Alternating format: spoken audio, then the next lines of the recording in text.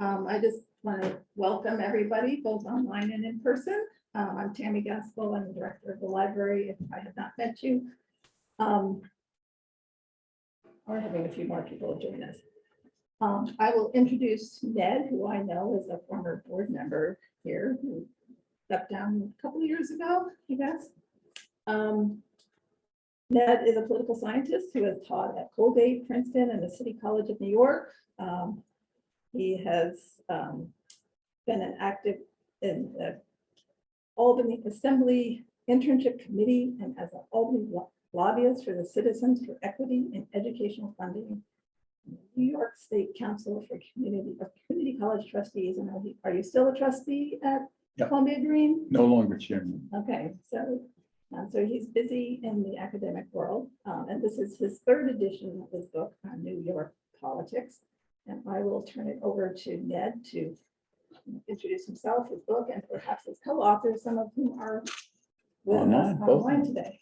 Both of them. So I have a couple of that I wish I'd made a PowerPoint, but I don't really know how to do that. Or it didn't work, but just for your amusement, that one. And pass those around. And,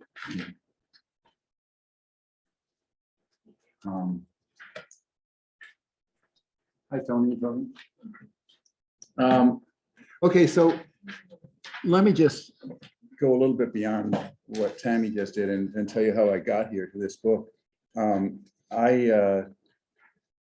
After finishing my doctorate in California, I got a Brookings Fellowship in Washington to rewrite my dissertation and make it readable.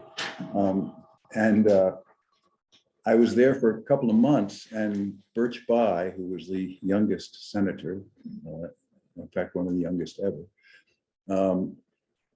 his legislative assistant was made president of Roosevelt University and quit rather suddenly. So Bayh called Brookings to see if they had anybody who could fill in for a few months, which I did.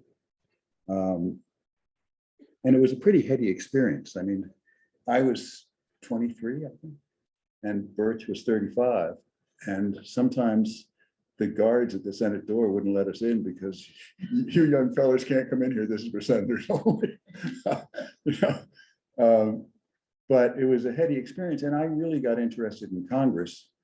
And that became my teaching and publishing field. And I did about 4 books on Congress. And then when I came to New York, I got heavily involved in Democratic politics and actually ran for Congress in 1976. And I got to know, of course, most of the members of the Assembly and Senate from the city, and became more interested in New York State politics. And I wound up then becoming professor in residence in the internship program for the Assembly in Albany, where I had about 120 or so students a year for the spring semester in almost every member's office in the Assembly. And I learned a lot in those 5 or 6 years, but I also made a lot of contacts. And one of those contacts was an assemblyman from Northern Manhattan named Brian Murtaugh. Brian had been a merchant seaman, actually, interesting kind of background for a member of the Assembly, and was there for 20 years as his district became more and more Hispanic, mainly Dominican. And when he was there for about 18 years, a guy named Espiat challenged him in the Democratic primary and came very close. And Brian knew that in the long run, the jig was up, that he really had to think about retiring. And he was of that age. So he retired, and he said that he really wanted to write a book about his experience in the Assembly. And I said, please don't. And I said, most of these books are sort of what I call pre-Copernican views of the political world. That is, the system revolves around their office and not the other way. And they usually write saying that all the good things they would have done if it weren't for the forces of evil, special interests, and the people of the other party. And that almost all those books fall into that pattern, and we don't need more of them. What we do need is a comprehensive book on New York politics, because this is probably the most opaque system in the United States. Almost all of the decisions are made in private. And you've been in those rooms. No political scientist has. Alan Hevesy did, but that was another story. So we decided, he asked me, and we decided to write a textbook on New York politics. And that was that came out in 2000. And it was, and I think is unique in understanding the politics behind the overt politics. It has the usual statistics and things of that kind that you find in any political science textbook, and it includes a lot of comparative material with other states, but it's has a lot of stuff from interviews and talking with members. And Brian was really great in getting me those, and I had some absolutely wonderful interviews. You know, I mostly, of course, from my experience in the city, knew the city Democrats, but he knew everybody, and he was head of the Drug and Alcohol Abuse Committee. So he was nonpartisan in that sense. There's nothing partisan about drug policy, or there wasn't in those days.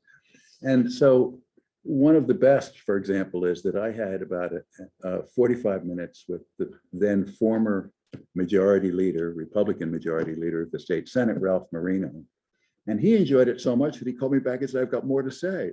And we spent 2.5 hours one day just talking politics and his experiences. I mean, what a heady experience. You know, here's one of the most powerful men in New York State for about 8 years, talking very candidly.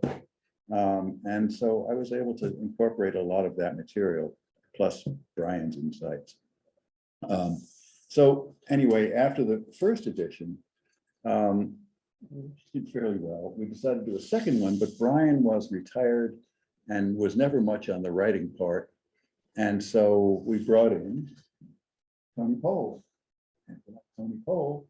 who teaches state and local government at Montclair State in New Jersey, but was a CUNY graduate, and who knows the comparative literature much better than I do.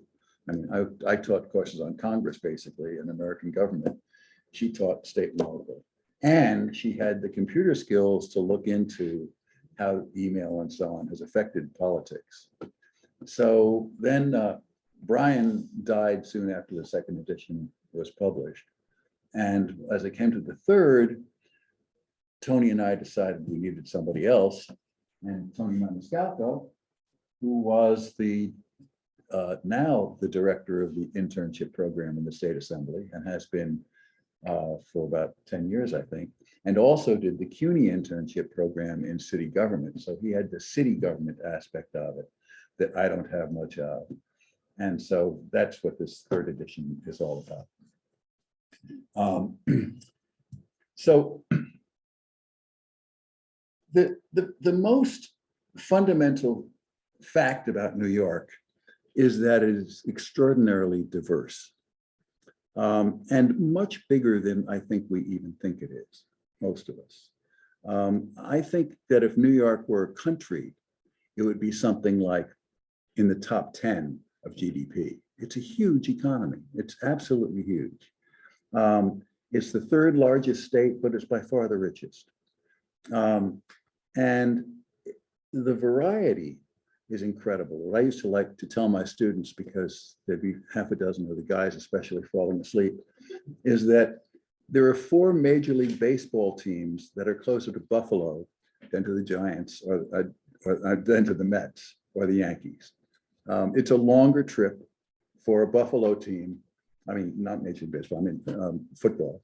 It's a longer trip for them to come to New York to play in the Meadowlands than it is to go to, let's say, Cleveland. That's a big state.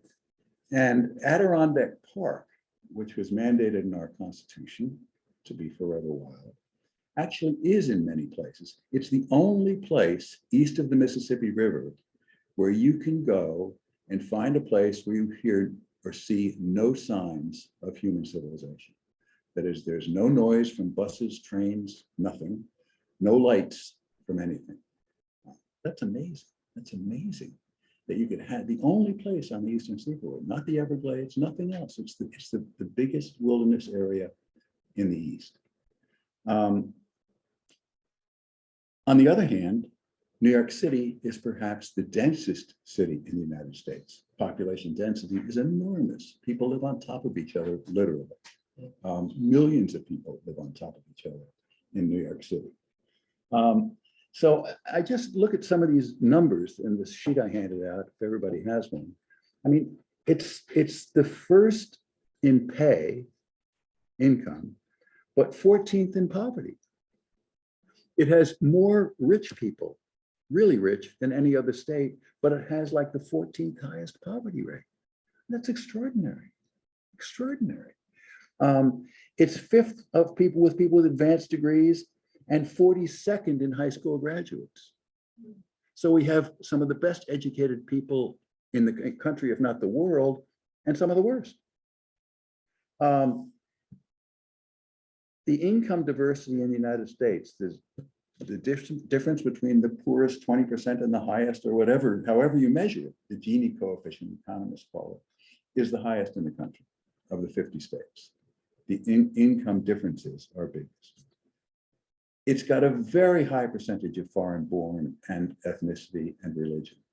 I did NBC News elections for about 6 years on the congressional desk, where you sit there and you look at the early returns coming in, and I would tell the people who are on camera to say, yeah, you can put a check mark next to this guy, he's going to win. And then they had all kinds of things on looking at different kinds of districts that were 90% of one ethnic group or another. Well, you know, you can find more than 10 districts in New York State that are more than 90% Black, Puerto Rican, Dominican, Haitian, Hungarian, Polish, French Canadian, Dutch, German, Irish, Italian, Russian, Chinese, Indian, Filipino, both kinds of Indians incidentally, Bangladeshi, and so on. It's amazing. There's no other state where you can do that. Nothing like it. Nothing like it. I mean, maybe parts of Chicago. I mean, one of my favorite stories is the Chinese guy who opened a laundry in Chicago. And after about 6 months of working 7 days a week, he decided to close on Sundays and see Chicago, because now he felt fairly confident in his second language. And he goes downtown and finds that he's fluent in 2 languages, Chinese and Polish. Well, we have those kinds of pockets in New York. I mean, there are still many, many hundreds of thousands of people who speak the same language they came here with and don't speak English. An enormous number. I mean, maybe with the Hispanics in California or something, there's a match there, but that's only one ethnic group. There aren't any Polish enclaves in California that I know of. It's a whole different thing. Then there's upstate and downstate. 40% of New Yorkers live in the city. No other state has that kind of. Chicago is big in Illinois politics, but it's less than a third. Boston is less than a quarter of Massachusetts politics. California has 2 cities that together aren't 40% of the population. Texas has Dallas and Houston, and they're not 40% of the population.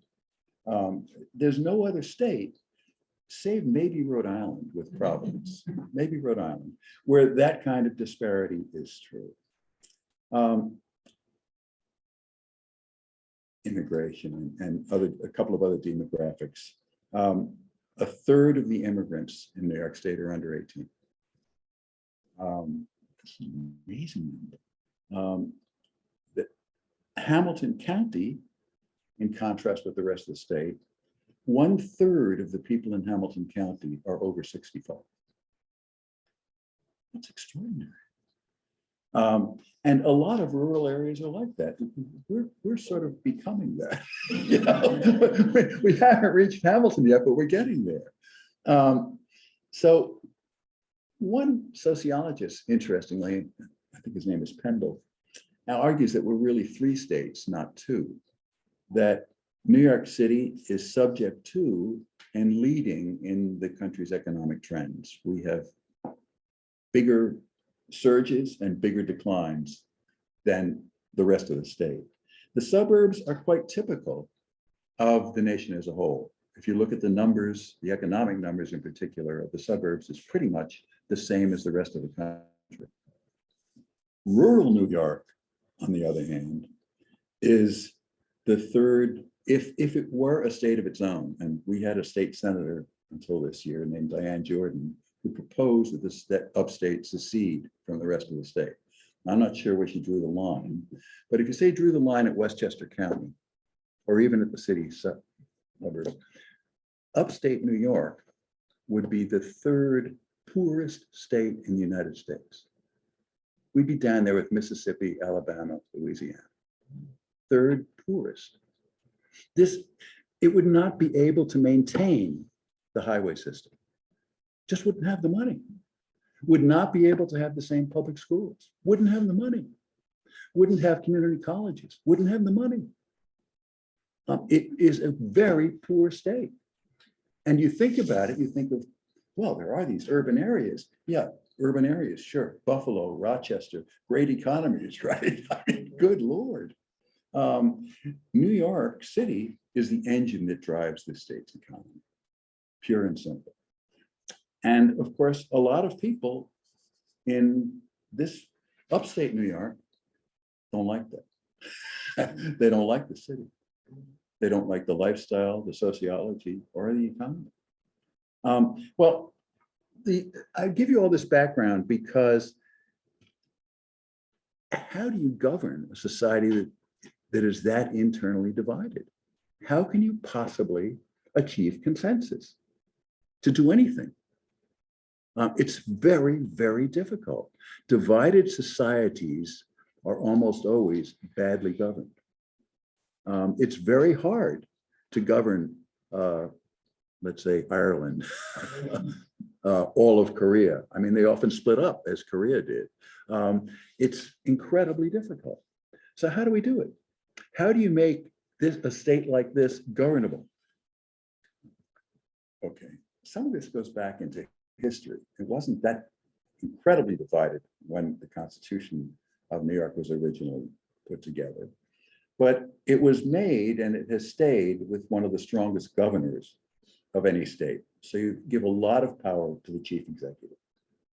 Not maybe a dictatorship, but a lot of power, and we still have that. You develop, as we did with Tammany Hall and various upstate machines, machine politics. Machine politics is very efficient in getting things done, knocking heads together and using patronage to get things done. Looking at the governor's office, what we mean by strong governors in political science is that they have certain powers that most chief executives don't. Our governor, for example, has a line item veto. So in Congress, if you pass a bill with 20 items in it, the president has to either accept the whole bill or reject it. In New York, you can say, I like 19 of them, but I'm not signing off on 20. So the legislature doesn't have the bargaining power to stick things in there as Congress can to make him sign it. And that's the way things often work in legislative executive relations in 40 other states in the national government. So that's one. Second thing is that the governor is given tremendous independent authority over all kinds of state boards and commissions. I can give you a personal example of how difficult this makes it. I was chairman of the board of trustees at Columbia Green, and we had someone who wanted to retire from the board. So normally what happens is if a Democratic governor, the Democratic county committee submits a name and the governor more or less automatically says, it's fine, that's your person. Well, we have 4 slots of gubernatorial appointees on our board. And only one of the names submitted in the last 15 years has ever been signed off by the governor. I have now been serving for, my term is 7 years. I'm in my 14th year without being reappointed. I'm staying on because you're allowed to stay on. I did one term of 7 years. I was reappointed, and that appointment, so far as I know, is still sitting somewhere on some governor's desk. Phil Abatali retired 3 years ago. We gave a name for a replacement to Governor Cuomo. Never heard a word again. So we've got one vacancy now. When our student trustee got sick, that meant that if one other person got sick or missed a meeting, we wouldn't have a quorum. This is disgusting. But the governor has so many appointments, you can see it's possible. You can see it happen. He also has a tremendous budget power. I'll get into this a little bit. Well, maybe I'll go into it now.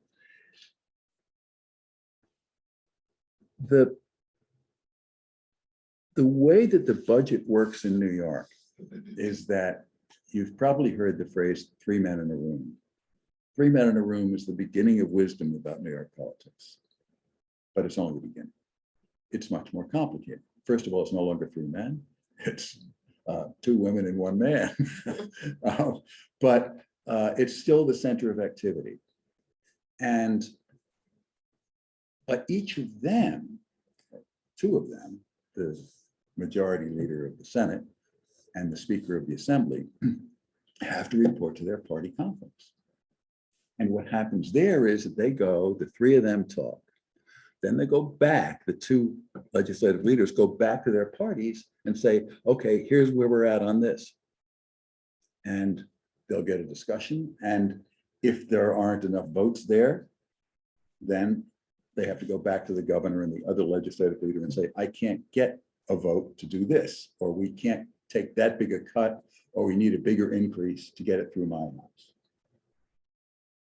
Those negotiations are entirely in secret. The party conferences are closed to the public, and the meetings of the 3 people are closed to the public. Sometimes a few staff people are in there. The biggest thing that's happened in the budget, well, actually there are 2. One is Governor Patterson. What the legislature used to do as things got sticky is they would pass a contingency budget that would go through unless the governor vetoed it. He's stopped that. He said, here's a contingency budget. This is what goes through unless you try to stop it, which they couldn't. So that lessened the legislature's budgetary power. And that's one of the reasons we don't have late budgets. Say didn't have until this year, we didn't have late budgets.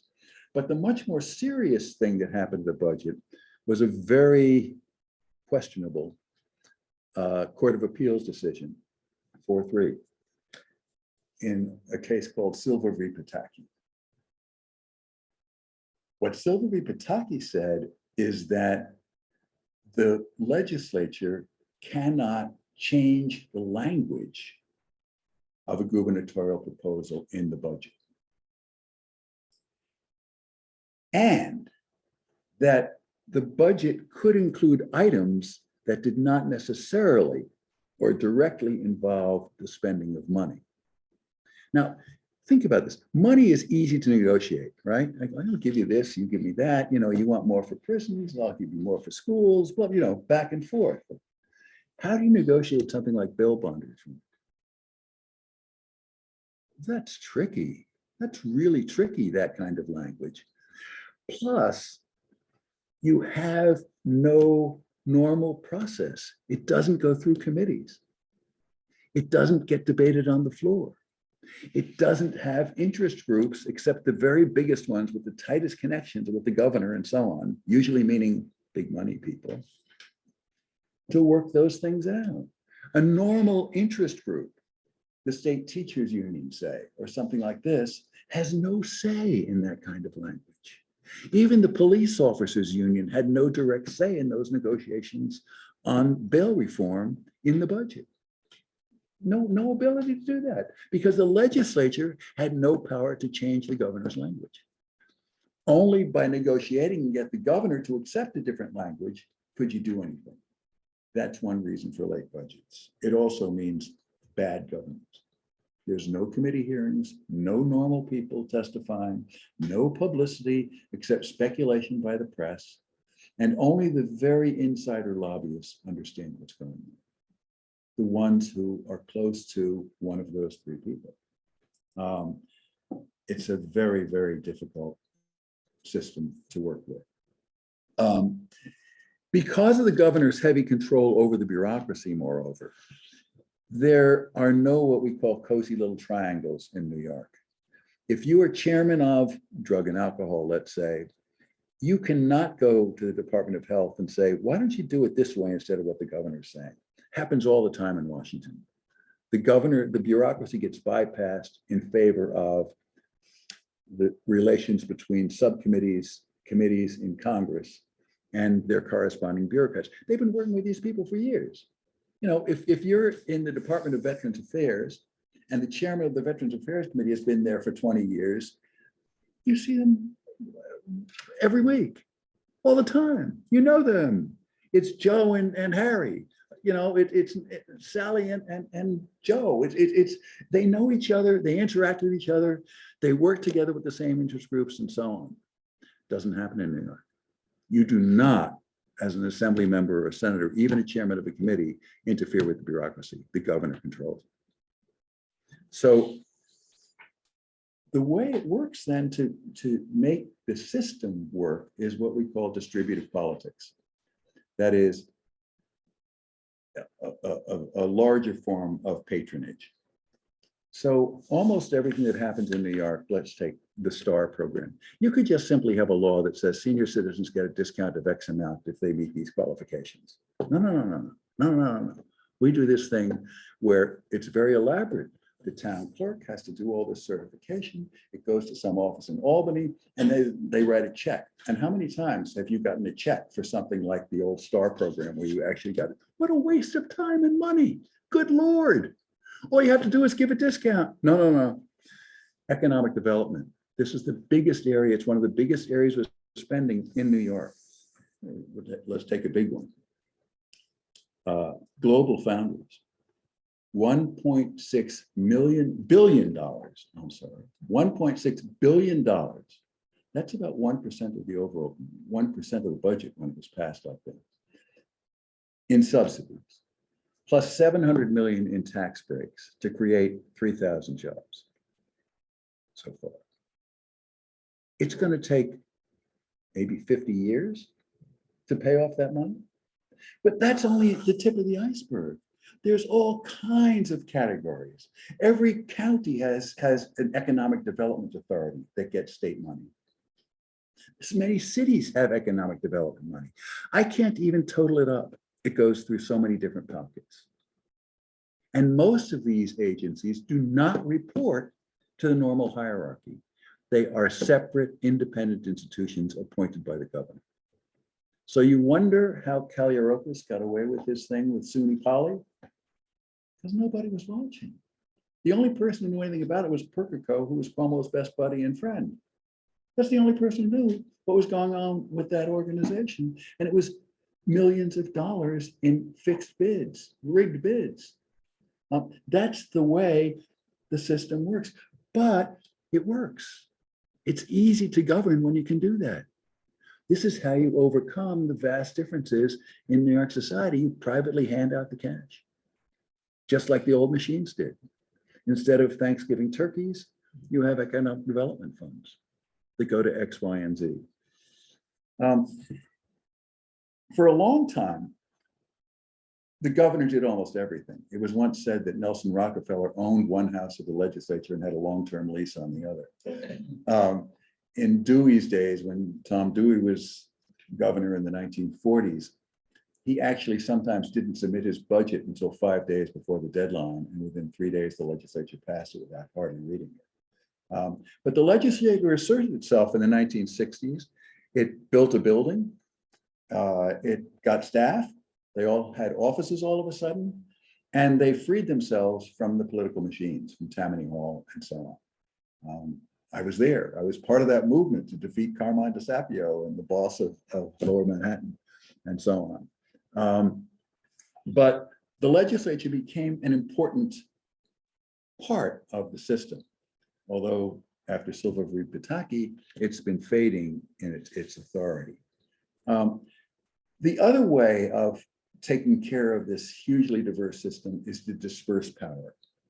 So in New York, we have 1,600 counties, towns, cities, and villages, 697 school districts, 6,500 special units such as fire and water districts, and 810 other units such as independent libraries, parking districts, and transportation authorities.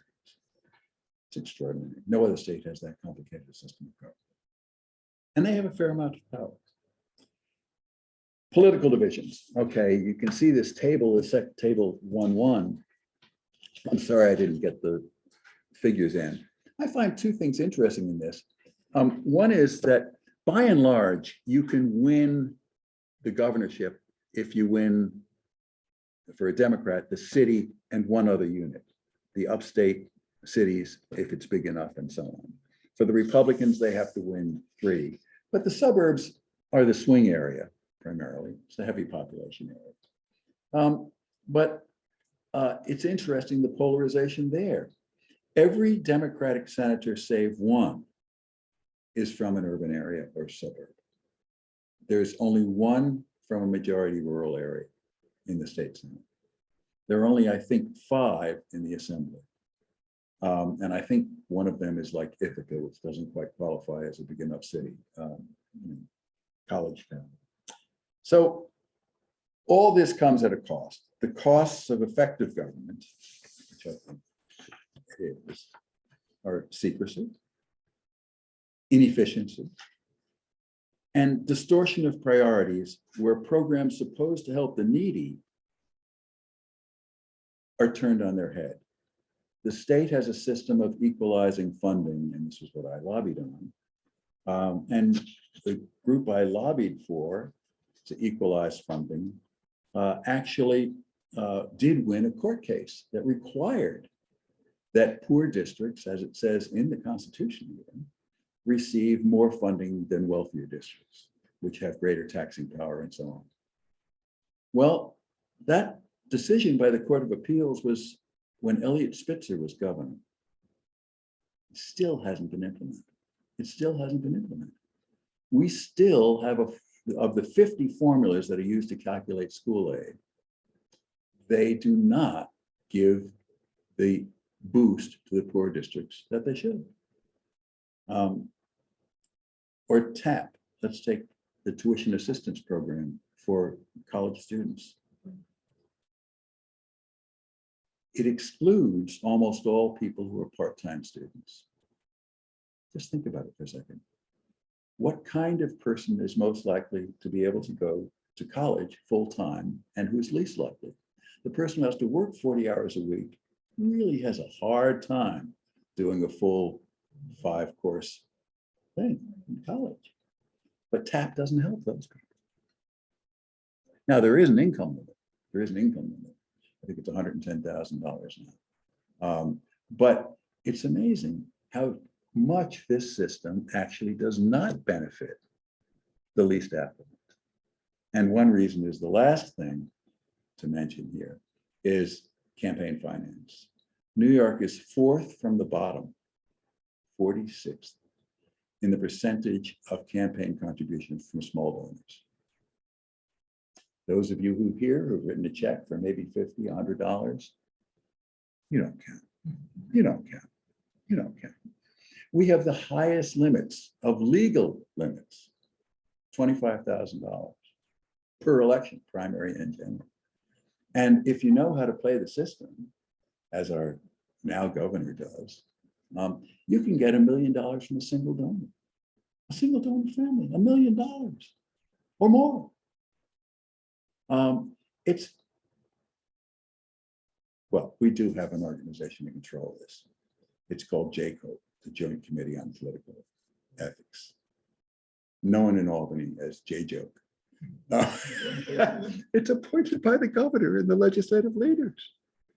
Who are they going to go after? Shelley Silver? Maybe. But I'm not going to say that all politicians are corrupt. I don't believe that at all. I have long, in fact, fought the idea that corruption is an important force in American politics. And I had an interesting experience years ago, a guy named Chuck Stone, who had been Adam Clayton Powell's legislative assistant in Washington. Chuck became a journalist and wrote a novel called King Strut. And it starts out with a thinly veiled version of who was then my congressman and good friend, Frank Thompson from New Jersey, who was chairman of the Education and Labor Committee, stuffing $100 bills in his pocket. And he said, come on, Chuck, that rarely happens. He says, you're right. He said, but, he said, you guys are, political scientists are like medical school. In medical school, the first thing you learn is anatomy, kinesiology, and so on, the first year. Then you get in the second year to the pathologies. He says, you guys never get to the pathologies. And it's more or less true. I mean, as a political scientist, I sort of do it the way Macy's does it, is that I know that 3 to 5% is going to go for employee theft, shoplifting, and so on. But rather than put up all kinds of warning lights and strip searches of workers and so on, you say, well, just add 3 to 5% to the price. It will just, the 95% is good enough for what I say about politics. I think it's a little bit higher in New York now. And I think it's something that we as political scientists have to give a little more attention to. I don't think it rules the world. I mean, of all the members of the Assembly and Senate that I still know and have known, I would say that 90% are straight Arabs. And a lot of the corruption is trivial stuff. I mean, my favorite case is poor old Roger Green. Roger Green was a very good assemblyman from Brooklyn. And so every week he would file his expense report for transportation back and forth to the city. And if you drive, it's the federal rate of, what is it now, 60 cents a mile or something like that. So it was a nice chunk of money, It was probably $120, $110 a week that he could bill the assembly. Well, he just automatically filed this report every month or week, whatever it was. But he had a friend who was a lobbyist and was often in Albany the same time Roger was there, and would say, hey, Roger, you want to ride? He'd say, sure. So old Roger managed to steal $5,300 and got expelled from the assembly. Remember that Shelley Silver was getting $100,000 for every referral to that lawyer, to his law firm, $100,000, less what the partners took out. So Shelley probably got about 65. But I mean,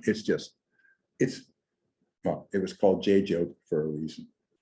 So that's, I just wanted to open it up for questions and comments and arguments. So Matt, I have a question on the Democratic percentage table here. Yeah. So I just look when numbers jump. Yeah, there's some really oddball things there. Yeah. So in 2002, in upstate rural, it was 28%. Yeah. And then in 2006, it jumps to 62%. So is that people moving from the city after 2001, or just registering to vote here, or was there a?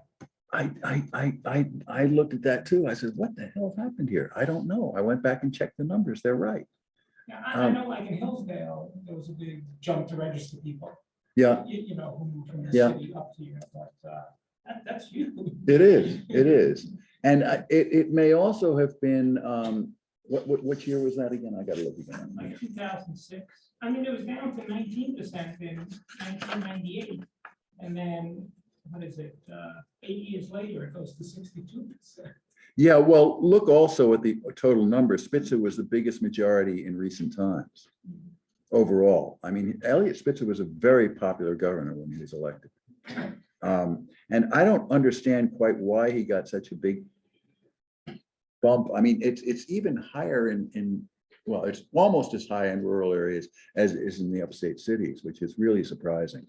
But I don't know what his appeal was to rural voters. It's just one of those numbers. I mean, I love some of these statistics. I mean, who would ever have guessed that New York State would be 45th in divorce rate. I mean, that's just crazy. How do you explain that? I mean, this is what? Bluff marriages. Maybe that's true. Yeah. Maybe it's too expensive. That's probably it. Rent's too expensive. Yeah. Stay together. Yeah. It's just extraordinary. You know? I don't know. Can either Tony be heard in here, or is that can that be done? Anything to say, Tony? I don't know if they're here. Is he muted? I don't think so. I mean, Ned always gives a great lecture, so I think I've been sitting and just really enjoying listening to Ned. So You're always coming. You're here. wisdom before youth. Yeah. In your book, you said that New York was the only state that in the Constitution it says that to take care of the poor and the needy. But with the discrepancies that you described in statistics, they're not doing a very good job of that. I'm just wondering what accountability measures are in place.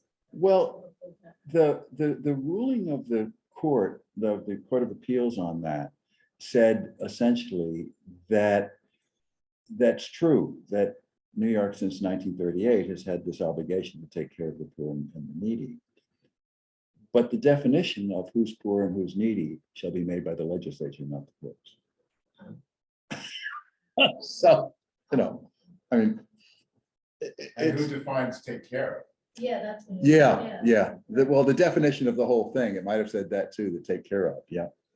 I had a long conversation with a friend about just what went on in New York City this week with the Navy SEAL chokeholding a homeless person, which gets down to this homeless person had 40 arrests, most of them non-serious, but 3 of them were for, you know, more violent things. And the conversation we had was the city failed them, and the city, you know, failed everyone, meaning the person who felt that they needed to restrain this person. And I'm not judging this, I don't have all the information. So I'm down the middle. It's like, you know, you have a right to ride the subway and not be abused, but you also don't have the right to kill somebody, you know, which I don't think was his intent anyway.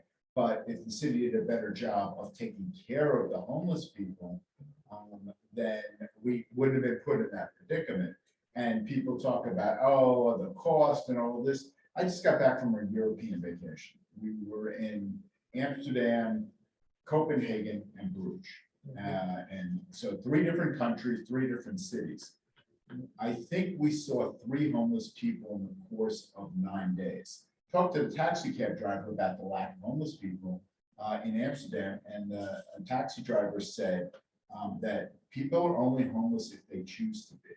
There's a safety net, there's an infrastructure, there's tutoring, there's housing available, there's all of this stuff, and they've built it into their society. And, you know, granted, New York is on a much bigger scale, and people tend to gravitate to New York, but we're just doing a horrible job. When I lived for a semester in Iceland, and in Reykjavik, it's illegal to be homeless. You could be arrested, but they don't really have many jails in Reykjavik, but you can be arrested and forced into a shelter or a home. Well, also their winters are brutal. They don't want to have to move corpses. It's a lot easier to move. It's a lot easier to move a human being. So, Yeah. But, you know, it's true. And, you know, I mean, the 1938 Constitution is the one that's still in effect. And it's very interesting because if you go through the history of New York politics and these kinds of questions, that Constitutional Convention was dominated in party affiliation by Republicans. And they wrote that into it. I mean, that's where the Republican Party has gone from those days to today. It's quite astounding. I mean, you know, yes, you had Roosevelt and Lehman as governors who were Democrats and quite liberal, and Lehman brought what was called the Little New Deal to New York, but he had a lot of Republican support for that. And Dewey did not undo any of that. I mean, you know, And Dewey built the turnpike and so on. I mean, it's just, that's the kind of thing that those kinds of Republicans did. And Rockefeller built the state university system. Those people are kind of a dying breed. There's still a few around, but it's very interesting. At Columbia Green on the board, we hired a new president 3 years ago. And on the interview committee was the treasurer from Greene County. And when it was over, when we had finished up, he said, he pulled me aside and he said, you know, you're going to have a long road to hoe here. You've got to work very hard because the Republicans in Greene County who are coming up now, the younger ones, are not our generation. And support for community colleges isn't going to be there the way it was. It was a very scary conversation. It's just, this is from a major Republican figure in Greene County telling me this. But we haven't seen it yet. I mean, Columbia and Greene counties are the most supportive of the community college of almost anywhere in the state. We're down to about 12% state funding now. And we've kept tuition more stable than most other colleges, mainly because the boards in Columbia and Greene counties are very good to their community college. But I don't know if that's going to last. Tough question. So, anyone else? Well, thank you all for coming. Yeah.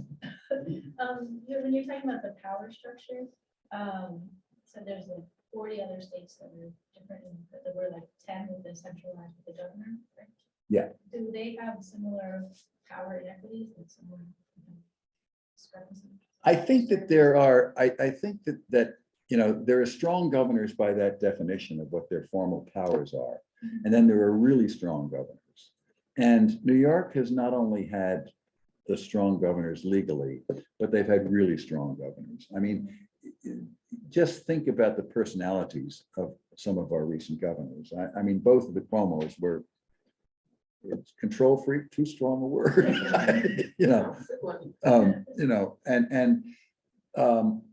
I would say that from my rough knowledge, I mean, Tony Pohl would know better than I, but I would say that Rhode Island, maybe, Tony's lived there, she might know. Maybe New Jersey. But New Jersey is more a case of a weak legislature than a strong government. It just, for some reason, for a rather sophisticated industrial state, New Jersey has a very part-time, inactive legislature. When I was at Princeton, I tried to set up an internship program for the assembly. And I mean, I talked with a lot of assembly members. There was no enthusiasm. And I asked somebody why. I mean, this is free labor. I mean, don't you want staff? The guy said, it's simple. If you have staff, you have to do stuff. You have to give them something to do. Why Rhode Island?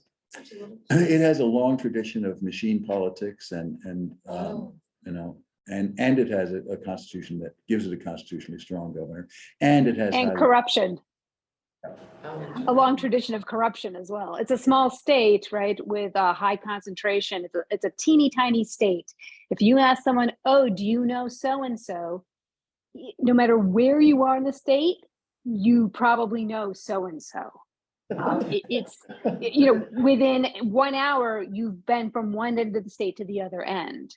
So it's a very insular, traditional, corrupt kind of environment, but also very interesting. Now, what happens now also in states where you have this trifecta of control, you're going to get some very strong governors, as in Florida. Or Texas, I mean, when they have all three branches under solid control, Montana, it's tricky, and the problem is that the way our system works, it's very difficult to undo that because the legislature makes its own districts and its own rules of the game. So you don't want young people to vote. Okay, there are ways to do that. You can make it very difficult for young people to vote. you want to hold your seats in the legislature, you can draw those lines to do it. I mean, we did that for many years in New York. I mean, New York was a master of gerrymandering. In the 1920s, there was a district that was Staten Island and Newburgh. The line went up the river. I forget why it happened, but I remember Fred Ornstein and Franz Leichter represented the west side of Manhattan down to Greenwich Village to the north. And they actually sat down and drew their own district. And it was Franz would say, "Oh, my campaign treasurer lives on 86th and West End. Could we draw the line over this way for 2 blocks?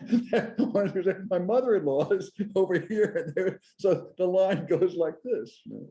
The district I ran in was Lower Manhattan and Staten Island. And it included a little piece of Greenwich Village. It went up like this and up to about 23rd Street. And it was known either by a more obscene term or more politely, Bella's Hook, because they wanted to put Bella Absook in the district that included Staten Island. It was, and we've had that for a long time. In fact, in the early Constitution before the 1938 one, it was in the Constitution that no city divided by a river could ever have more than 1/3 of the seats in the state senate. Well, you know what city's divided by a river. So it's a long history of that kind of thing in New York. I just want to say one last thing on this is that I actually really think that New York is not as badly governed as some of the things I say here. I mean, when you go around and watch the Assembly and Senate in action, and it really is worthwhile to do it. It's worthwhile to go to a committee hearing, something you're interested in.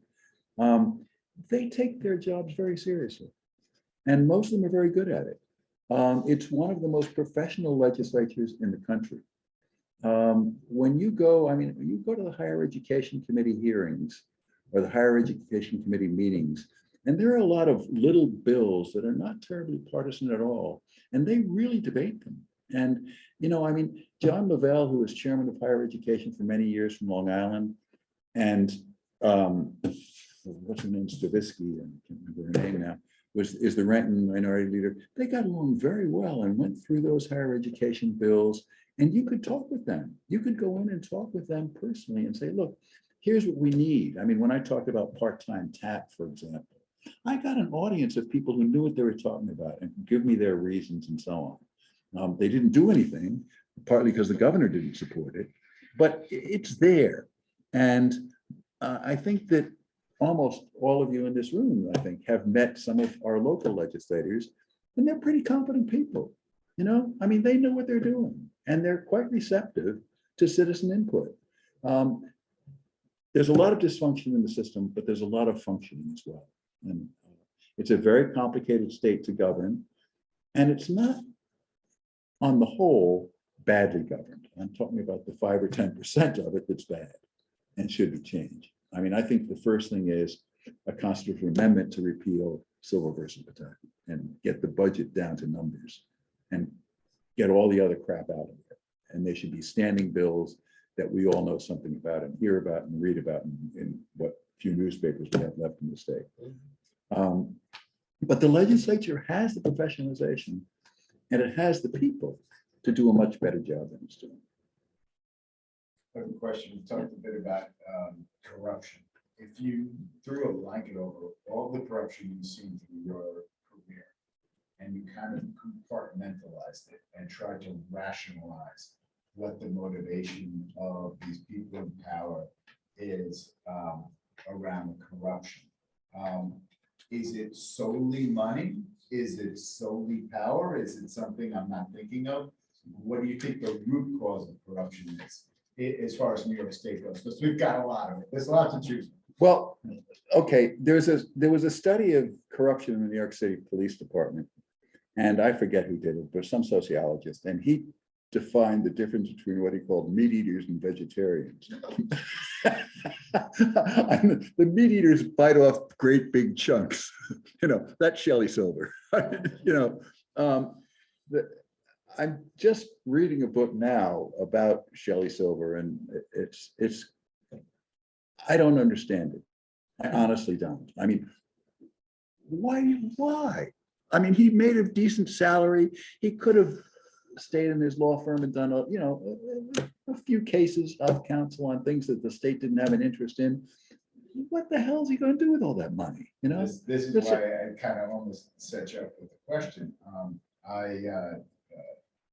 When I went to Brew College, and one of my professors was Doug Musia. Okay, I know Doug. Yeah. And he just retired. He was always on TV. He's a political pundit, wrote and everything. And years after I graduated, I went back to the school because he was a favorite professor of mine, one of them. And I had already, started my career on Wall Street. And I said, we talked about corruption. I said, I think I understand why there is so much corruption, because as a political appointee or someone who's been elected, your salary is capped at this amount of money. And let's just throw a number out in today's dollars. I think it's fair to say they make around $200,000. Remember the legislature? Yeah. It's about 140 now. Okay. It's up from 110. Okay, so 140, or maybe some of the positions even higher up. Let's say. Well, you get a perk if you're chairman of a committee. There's all kinds of what are called Right. Lulus, So let's say you can push it with everything that goes on, and then, the perks and the benefits and stuff. Let's say you push it to $200,000. So you've gone to law school, you've gone undergraduate, you've gone to, Georgetown Law, Harvard, wherever you want to go. You spend all this money, and now you've come out of school and you're making $200,000, which is a nice chunk of money. But you're looking at your classmates that you graduated with, and they're working for the law firm, and they're making $1 million, $1.2 million, $1.3 million, and you're going, I'm working just as hard as they are. I need to equalize what's going on because I'm as bright as they are. I'm working as hard as they are.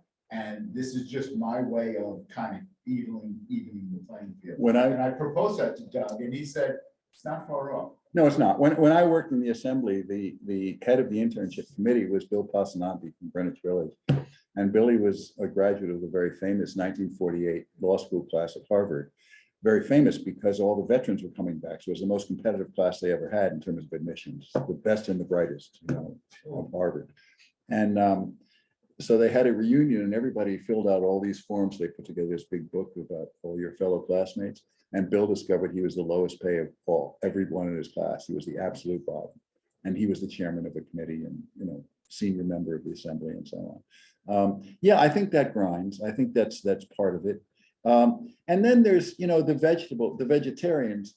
It's easy for Roger Green to make that kind of $100 a week mistake, that kind of thing. And it's hard to avoid that. It really is. I mean, when I worked on the Hill, Birch was, I'd say Birch Pie was squeaky clean, but he wasn't really, because we didn't have a real office account in those days. So everything that we sent by airmail, we had to pay for out of pocket. Well, he was a dirt farmer and had to maintain 2 homes, one in Washington, one in Indiana, and was constantly not very well off financially, So he had a labor guy who would send him a check for a couple of $1,000 every couple of months to cover those costs. Now, is that corrupt? He wasn't using it for his personal use. He was using it because sometimes somebody needs an overnight reply, and you didn't have the internet in those days, Well, it's corrupt, yeah. Or the question of corruption really comes back is, did he pay back a favor? Meaning, did he, give any legislation. You almost look at it Again, as I'll give you a campaign case of that. contribution. I'll give you a case of that. I used to take my students to Washington, and one of the congressmen would visit once, a guy named Henry Hilsowski from New Jersey.